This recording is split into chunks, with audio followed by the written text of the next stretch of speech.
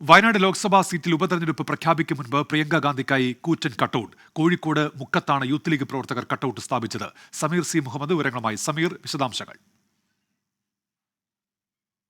ഉന്മേഷ്, ഉപതെരഞ്ഞെടുപ്പുമായി ബന്ധപ്പെട്ട നടപടികളിലേക്ക് നീങ്ങും മുമ്പ് തന്നെ ഒരു പടി കൂടി കടന്നുകൊണ്ട് പ്രചാരണം ആരംഭിച്ചിരിക്കുകയാണ് ഇവിടുത്തെ പ്രവർത്തകർ. ഇതിൽ പ്രധാനമായും വയനാട് പാർലമെന്റ് മണ്ഡലത്തിൽ പ്രിയങ്ക ഗാന്ധി മത്സരിക്കും എന്ന് ഉറപ്പായ സാഹചര്യത്തിലാണ് പ്രവർത്തകർ പ്രചാരണം തുടങ്ങിയിരിക്കുന്നത്.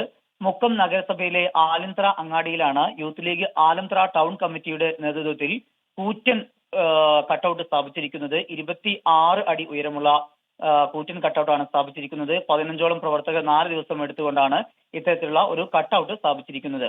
സമീർ സി മുഹമ്മദ് കോഴിക്കോട് നിന്ന് വിവരങ്ങൾ നൽകുകയായിരുന്നു.